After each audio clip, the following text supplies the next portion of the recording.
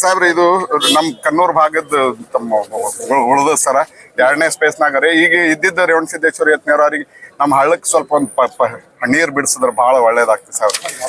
ಅದನ್ನ ಬಗಿರ ಅಂತ ಸರ್ ನಾವು ಬೆಳಿಗ್ಗೆ ನೋಡ್ರಿ. ಈ ಕನ್ನೂರ್ ಭಾಗಕ್ಕ ಸಾಹೇಬ್ರು ಈ ಮೊದಲು MLA ಇದ್ದಾಗ BJP ಶಾಸಕರಿದ್ರು. ಅವಾಗ ನನಗೆ ಸ್ವತಃ ಕರೆದು ಆವಾಗಿನ ಗಳಿಗೆ ಬೇರೆ ಇತ್ತು.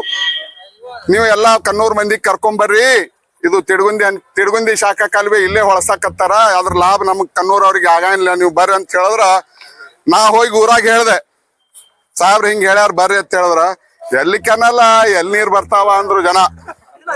ನಿಜವಾಗಿ ಹೇಳಾಕ್ತೀನ, ಸತ್ಯವಾದ ಮಾತಾಡ್ತೀನಿ. ಎಲ್ಲಿ ಕೆನಲ್ಲ ಎಲ್ಲಿ ನೀರ್ ಬರ್ತಾವ ಅಂದ್ರು. ಆದ್ರ ಆಧುನಿಕ ಭಗೀರಥ ಅನಿಸ್ಕೊಂಡಂತ ಮಾನ್ಯ MB ಪಾಟೀಲ್ ಸಾಹೇಬ್ರು ಅದನ್ನ ಮಾಡಿ ಆ ಕೀರ್ತಿ ತಗೊಂಡ್ರು. ಅವರು ಆಧುನಿಕ ಭಗೀರಥ ಅಂದ್ರು. ಆದ್ರ ಕೆನಾಲ್ಗಳಿಗೆ ನೀರ್ ಬಂದ ಮ್ಯಾಲ ಈಗ ನಮ್ಮ ಕನ್ನೂರು ಗ್ರಾಮ ಪಂಚಾಯತ್ ವ್ಯಾಪ್ತಿಯ ಬಹುಶಃ ಭಾಗ 75% ಭಾಗ ಒಣ ಬೇಸಾಯದ ನೀರಿಲ್ಲ. ಸಾಹೇಬ್ರಿಗೆ ಅದು ಗೊತ್ತದ. ಮಡಸ್ನ, ಮೊನಪ್ಪನದೊಡ್ಡಿ, ಕನ್ನೂರ್ ದರ್ಗಾ, ಹಿಪ್ಪರಿಗೆ ವಸ್ತಿ, ಬಾವಿಕೋಡಿ ವಸ್ತಿ, ಕನ್ನೂರ್ ತಾಂಡ ಇವ್ರಿಗೆ ಕುಡಿಯಾಕ ನೀರಿಲ್ಲ ಬ್ಯಾಸಿಗ್ಯಾಗ. ಮಳೆಗಾಲದಾಗ ಅಂತರು ಬಿಡ್ರಿ, ಒಟ್ಟ ನೀರೇ ಇಲ್ಲ. ಅಲ್ಲಿ ಬಾಳ ಮಳೆ ಆದ್ರೂ ಇಲ್ಲ, ಏನಾದ್ರೂ ನೀರಿಲ್ಲ. ಅಂತ ಪರಿಸ್ಥಿತಿ ಒಳಗ ಈ ಕನ್ನೂರ್ ತಳಗಿನ ಭಾಗ ಮಕಣಾಪುರ ಏರಿಯಾಕ್ ಕಬ್ಬು ಬೆಳ್ಯಾಕತ್ತಾರ. ಸಾಹೇಬ್ರ ನಮ್ಮಲ್ಲಿ ಹುರ್ಲಿ ಬೆಳ್ಯಾಕತ್ತಿಲ್ಲ. ನಾವು ಹುರ್ಲಿ ಸಹಿತ ಇಲ್ಲ. ತಮಗೂ ಗೊತ್ತದ, ತಾವು ನಮ್ ಭಾಗದವ್ರಿ ಚಿರಪರಿಚಿತರದಿರಿ. ನಮ್ ಭಾಗಕ್ಕೆ ಬಹಳಷ್ಟು ನೀವು ಮಾಡ್ಬೇಕನ್ನೋ ಛಲನೂ ಅದ. ಆದ್ರ ಸಾಹೇಬ್ರ, ನಾವು ಈ ಸರ್ಕಾರದಲ್ಲಿ ಈ ಬೃಹತ್ ನೀರಾವರಿ ಸಚಿವರು DK ಶಿವಕುಮಾರ್ ಸಾಹೇಬ್ರ ಅದಾರ, MB ಪಾಟೀಲ್ ಸಾಹೇಬ್ರ ಅದಾರ. ತಾವೆಲ್ಲಾ ಪ್ರಯತ್ನ ಮಾಡಿ ಈ ನಮ್ಮ ಈ ರೇವಣಸಿದ್ದೇಶ್ವರ ಏತ ನೀರಾವರಿ ಮುಖಾಂತರ ಕೊಳರ್ಗಿ ಗುಡ್ಡಕ್ಕೆ ಹೊಂಟದ. ನಾವು ಅಧಿಕಾರಿಗಳಿಗೆ ತಮ್ಮ ಮುಖಾಂತರ ಕೇಳಿದೆವು, ತಮ್ಮ ಮುಂದೆ ಕೇಳ್ದಾಕ ನಮಗ್ 1 ಇಂಚ್ ನೀರು ಬಿಡಂಗಿಲ್ಲ ಅಂದ್ರು ಅವರು.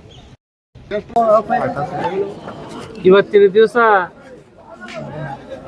ಮಾನ್ಯ ಜಿಲ್ಲಾಧಿಕಾರಿಗಳಿಗೆ ಏನಪ್ಪಾ ಅಂತಂದ್ರೆ ಕನ್ನೂರು ಹಾಗೂ ಅಕ್ಕಪಕ್ಕದ ಕನ್ನೂರು ಗ್ರಾಮ ಪಂಚಾಯತಿ ವ್ಯಾಪ್ತಿಯಲ್ಲಿ ಬರ್ತಕ್ಕಂಥ ಮಡಸ್ನಾಳ, ಕನ್ನೂರು ದರ್ಗಾ ಮತ್ತು ಬ್ಯಾಕೋಡದಡ್ಡಿ, ಮುನಪ್ಪನ ವಸ್ತಿ, ಈಗ ಹಲವಾರು ಶಿರ್ನಾಳ್ ಹಿಡ್ಕೊಂಡು ಅಲ್ಲಿ ಭಾಗಗಳಿಗೆ ಏನಪ್ಪಾ ಅಂತಂದ್ರೆ ಅನಾದಿ ಕಾಲದಿಂದ ಏನು ಹೆಸರೈತಪ್ಪ ಅಂದ್ರೆ ಬರಡು ಭೂಮಿ, ನೀರಾವರಿ ವಂಚಿತ ಪ್ರದೇಶ ಅಂತೇಳಿ ಶಾಶ್ವತವಾಗಿ ಉಳಿದು ಬಿಟ್ಟದು.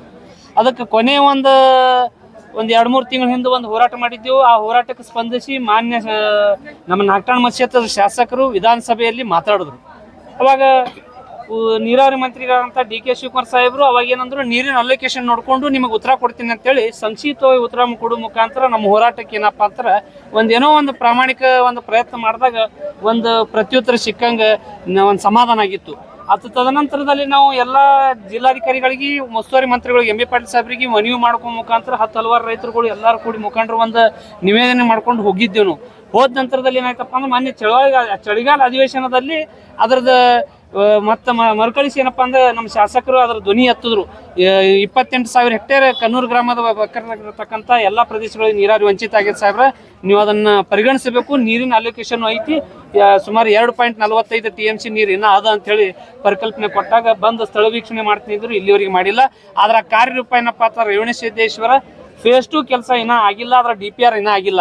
1ನೇ ಹಂತ ಬಂದು ನಿಂತದ. 2ನೇ ಹಂತದೊಳಗರಿ ಅಟ್ಲೀಸ್ಟ್ DPR ಒಳಗೆ ಉಳಿದಿರ್ತಕ್ಕಂಥ ನೀರಾವರಿ ವಂಚಿತ ಪ್ರದೇಶಗಳು ಏನು ಹೆಸರುಗಳು ಇಲ್ಲಿವರೆಗೆ ಹೇಳಿನಿ ಅವೆಲ್ಲನೂ ಅದ್ರೊಳಗೆ ಸೇರಿಸಬೇಕು DPR ಒಳಗೆ ಅಂತೇಳಿ ಇವತ್ತು 2ನೇ ಹಂತದೊಳಗೆ ನಾವು ಏನಪ್ಪಾ ಅದೇ ಹಂಗೆ 2ನೇ ಹಂತದ ನಾವು 2ನೇ ಹಂತದ ಹೋರಾಟಕ್ಕೆ ಬಂದಿದ್ದೆವು. ಮಾನ್ಯ ಉಸ್ತುವಾರಿ ಮಂತ್ರಿಗಳು ಇವತ್ತು ತಮ್ಮ ವೈಯಕ್ತಿಕ ಒಂದು ಮೀಟಿಂಗ್ ಇದ್ದಿದ್ದಕ್ಕೆ ಇಲ್ಲೇ ಸಿಕ್ಕಿದ್ದಕ್ಕೆ ಅವರು ಭರವಸೆ ಕೊಟ್ಟಾರ.